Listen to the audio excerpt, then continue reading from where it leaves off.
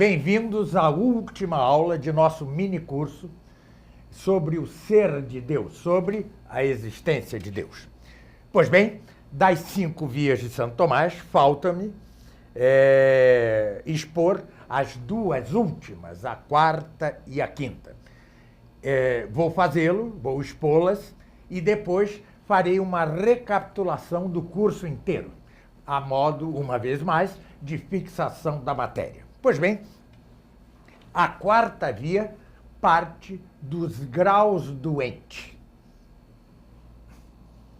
É também algo evidente. Vemos, no mundo que nos cerca, que os entes são mais ou menos bons, mais ou menos nobres, mais ou menos verdadeiros, mais ou menos belos, etc. Há uma gradação do verdadeiro, há uma gradação da nobreza, há uma gradação da bondade, há uma gradação da beleza. Mas tomemos o exemplo da quentura. As coisas também são mais ou menos quentes. Não é difícil ver isso à nossa volta. Há coisas mais ou menos quentes e há uma gradação de quentura. Mas qual é o limite desta gradação? É aquilo que é quente por si. E o que é quente por si? O fogo.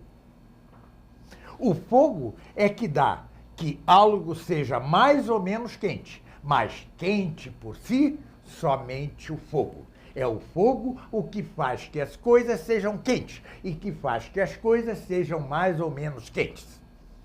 Portanto, a gradação de quentura tem de terminar naquilo que é quente por si, e isto que é quente por si é o fogo.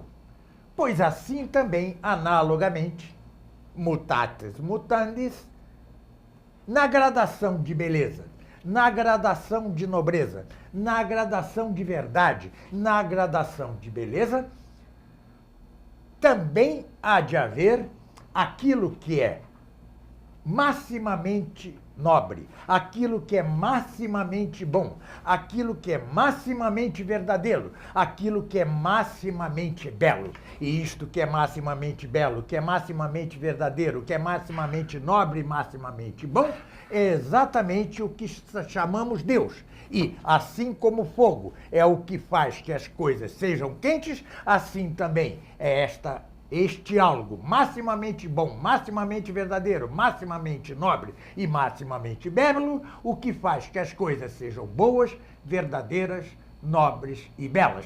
E isso que assim faz é o que chamamos Deus.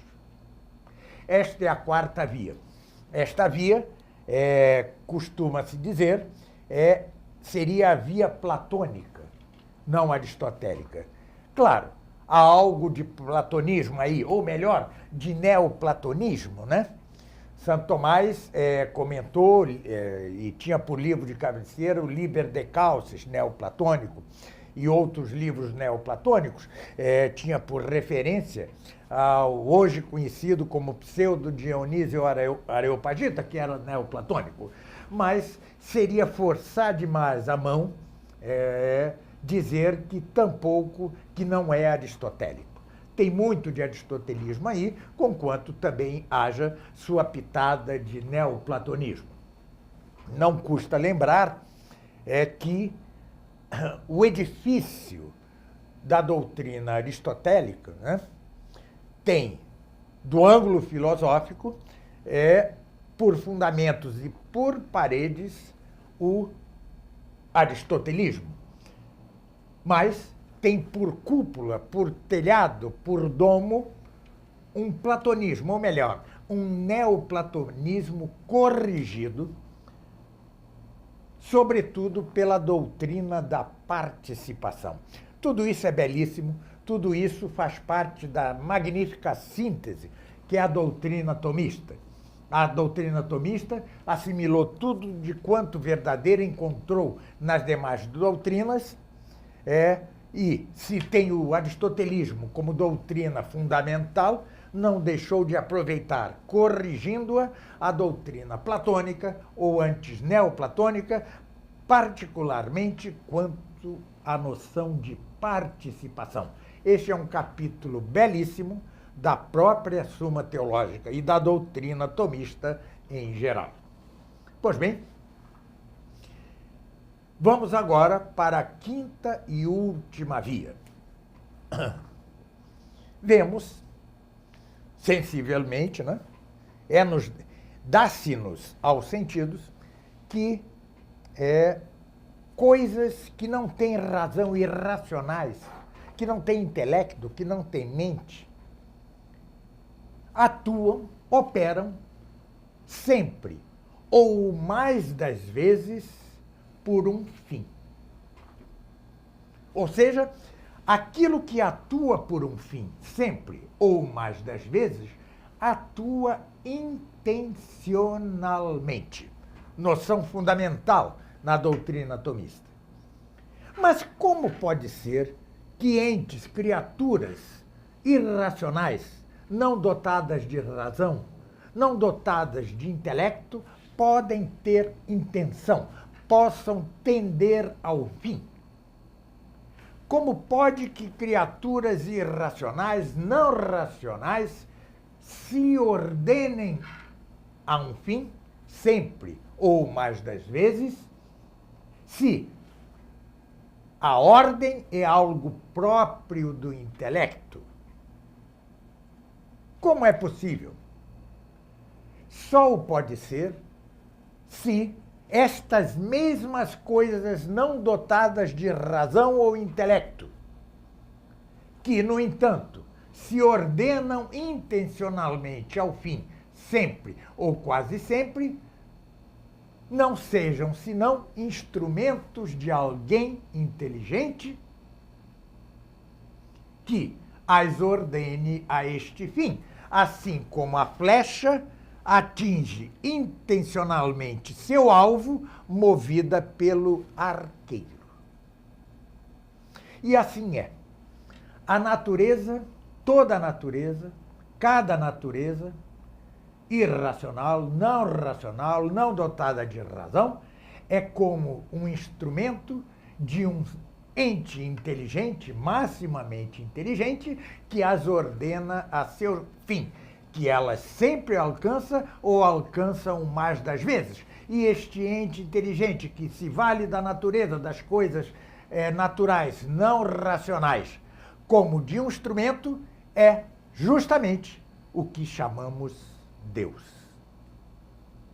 Pois bem, pode considerar-se como um desdobramento desta via a via que demonstra que Deus existe pela ordem do mundo. Se virmos o universo como um todo, veremos que ele é dotado de ordem. As partes se harmonizam entre si em ordem à manutenção do todo que é o próprio universo. Ora, se é assim, é porque essas partes são como instrumentos deste mesmo ente inteligente que as ordena de modo a que, combinando-se harmonicamente, sustentem o todo que é o universo. Por isso, e este ente é Deus. Por isso, digo, isto está numa resposta em outro artigo da Suma Teológica, mas parece-me que se pode mostrar que esta via que demonstra, por demonstração quia, que Deus existe pela ordem do mundo, seja uma variação daquela nossa quinta via, ou seja, aquela que faz que as coisas irracionais que tendem e se ordenam a um fim sempre ou quase sempre, sejam como instrumentos do ente intelectual que é Deus, que as usa para este fim. Assim, as coisas naturais são instrumentos de Deus e as partes do mundo que se harmonizam em ordem à manutenção do todo que é o universo, são esses mesmos instrumentos de que se vale Deus para a ordem do universo. Bom, creio que posso dar por encerrada a exposição das 5 vias. A modo de fixação, portanto, como anunciei, vou recapitular o curso como um todo. Lembremos-nos de que se trata da segunda questão da primeira parte da Suma Teológica de Santo Tomás de Aquino. E que nela há 3 artigos que se perguntam sobre o seguinte, sucessivamente. Primeiro, se Deus é evidente por si mesmo. Segundo, se sua existência, seu ser, é demonstrado, pode demonstrar-se. E, finalmente, se Deus é. Utrum, se Deus sit, é. Se Deus é. Literalmente, se Deus seja. Mas não se pode traduzir assim ao português. Há que adaptar. Se Deus é. Utrum Deus sit. Pois bem, vimos no primeiro artigo que Deus não é evidente por si. Há 2 maneiras de ser evidente. A primeira das maneiras é aquela de ser evidente em si e para nós. Mas há outra que é ser evidente em si e não o ser para nós. É o caso de Deus. Quando formulo a proposição Deus é, este é igual a Deus, porque Deus, como se verá adiante na mesma Suma Teológica, Deus é seu mesmo ser, mas mais que isso, Deus é o próprio ser subsistente por si mesmo, assim como se a brancura saísse das superfícies brancas e subsistisse por si mesma, seria a própria brancura subsistente por si mesma. Isto é Deus, é o próprio ser subsistente por si mesmo.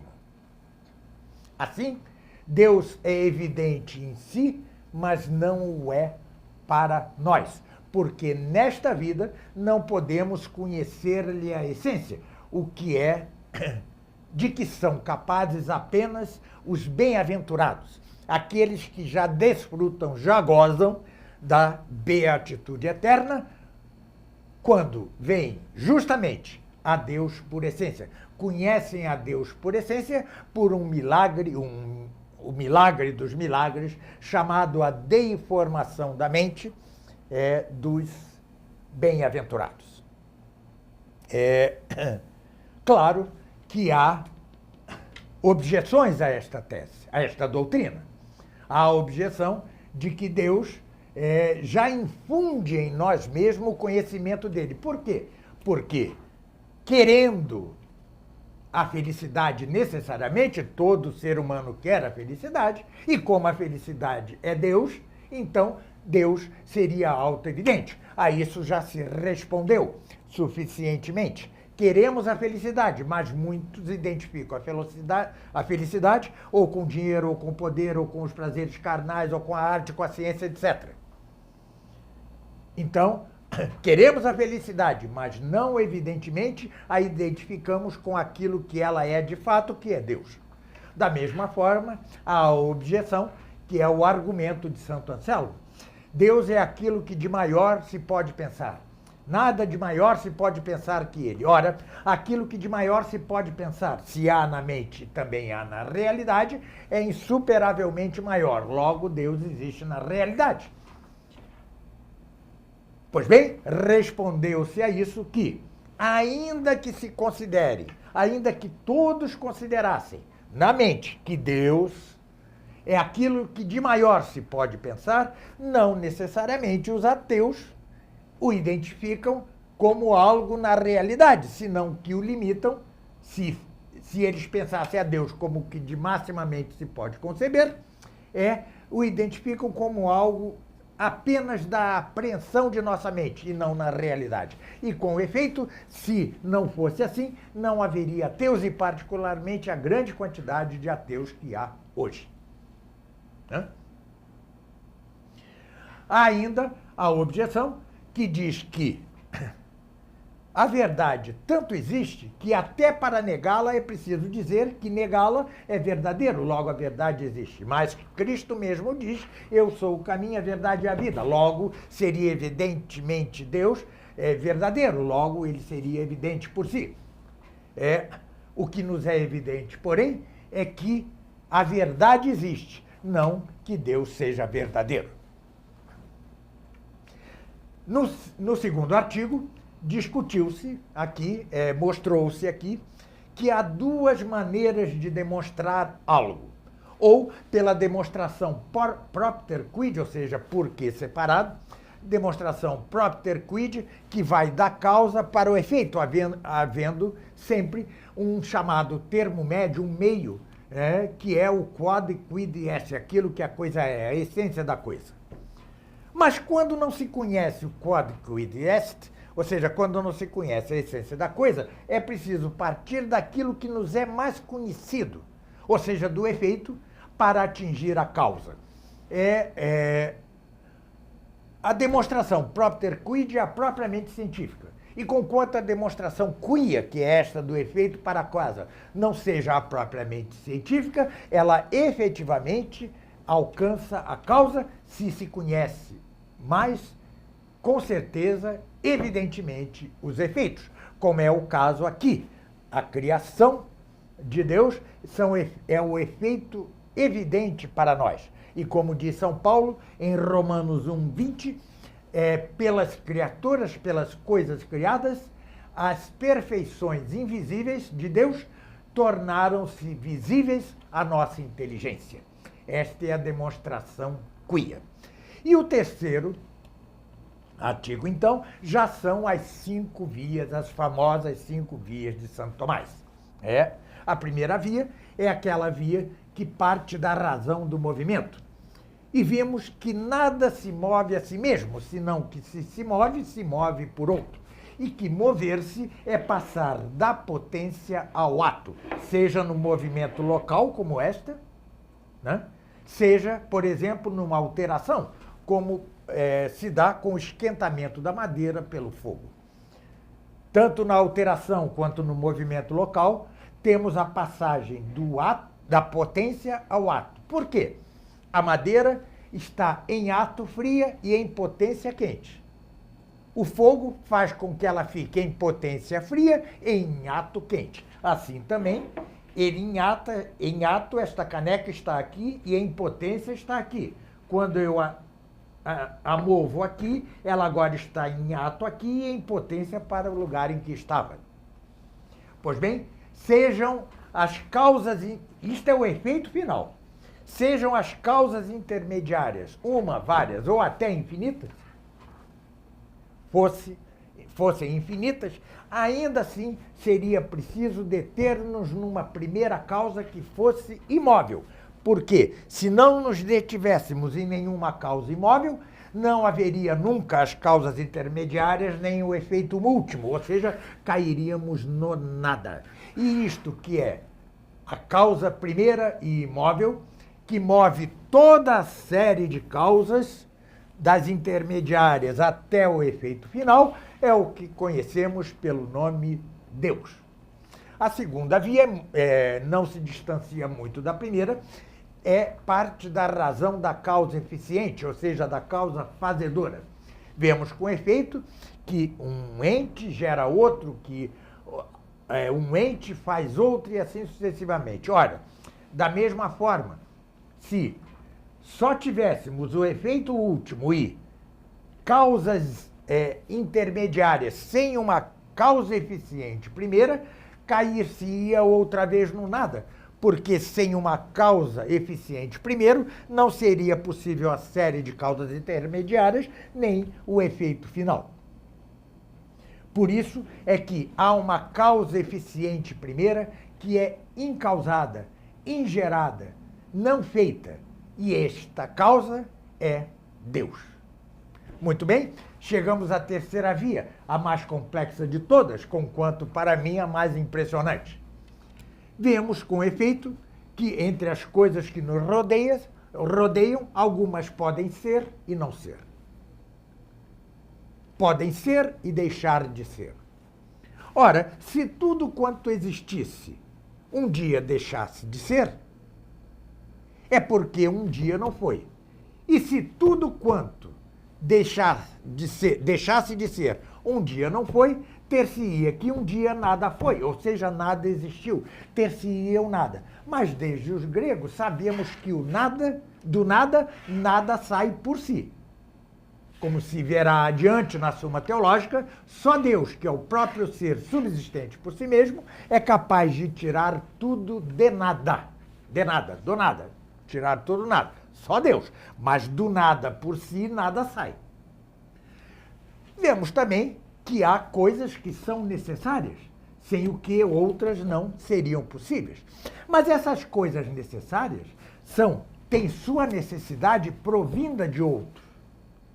E assim sucessivamente. Se não parássemos em algo que tivesse de si sua mesma necessidade, sem depender de outro, ou seja, sem que sua necessidade dependesse de outro, tampouco seria possível a série de causas necessárias, etc, etc. Cairíamos outra vez no nada. Por isso é preciso que haja um ser necessário por si, sem necessidade provinda de outro, e este ser absolutamente necessário, simpliter necessário, absolutamente necessário, pura e simplesmente necessário, é o que chamamos Deus. A quarta causa parte da razão dos graus de ser nos entes. Com efeito, vemos ao nosso redor que há entes mais ou menos belos, mais ou menos bons, mais ou menos verdadeiros, mais ou menos nobres. Mas também vemos que as coisas, para ter mais ou menos quentura, necessitam de algo que seja maximamente quente e que seja quente em si, e não tenha sua quentura de outro. E o que é maximamente quente e quente em si? É o fogo. Logo, a quentura, os graus, a escala de quentura depende sempre daquilo que é maximamente quente e quente em si, que é o fogo. Da mesma modo, para que haja gradação de beleza, de nobreza, de bondade, de verdade nos entes, é preciso que haja um ente que seja maximamente verdadeiro, maximamente belo, maximamente nobre, maximamente bom. E este ente é Deus. E, finalmente, chegamos à quinta via. Vemos, com efeito, que entes, coisas irracionais, não dotadas de razão, não dotadas de intelecto, sempre ou o mais das vezes atuam por um fim. E quem atua por um fim, ordena-se a esse fim, tem intenção do fim. Mas como é possível que coisas não dotadas de razão, que coisas não dotadas de intelecto se ordenem ao fim, tenham a intenção de um fim? Não é possível. Por isso é que, assim como a flecha tende ao alvo, mas movida por alguém inteligente, que é o arqueiro, assim também todas as coisas da natureza se ordenam ao fim intencionalmente, movidas por um ente inteligente, que é exatamente o ente que chamamos Deus. Bom, espero que o curso lhes tenha sido de utilidade. Naturalmente, insisto, em que tudo isto tem pressupostos longos, né? Para a compreensão cabal, perfeita de tudo que se diz e que, no entanto, é tão importante para nós, não? Saber que Deus existe, que, entre aspas, que Deus é tão importante no mundo de hoje e tão importante para cada um de nós, em ordem à nossa salvação eterna. Mas o fato é que, para compreendê-lo cientificamente, de modo cabal, irretocável, sem nenhuma ponta, sem nenhum rabicho, são necessários anos de estudo. No entanto, creio que a maneira como encontrei para expô-lo dentro dos marcos, do limite deste breve, mas creio que belo curso, atende satisfatoriamente às nossas necessidades. Pois bem, muito obrigado pela atenção ao longo de todo o curso e espero vê-los em outros cursos que também gravarei para a Universidade São Jerônimo do Centro Dom Bosco. Muito obrigado.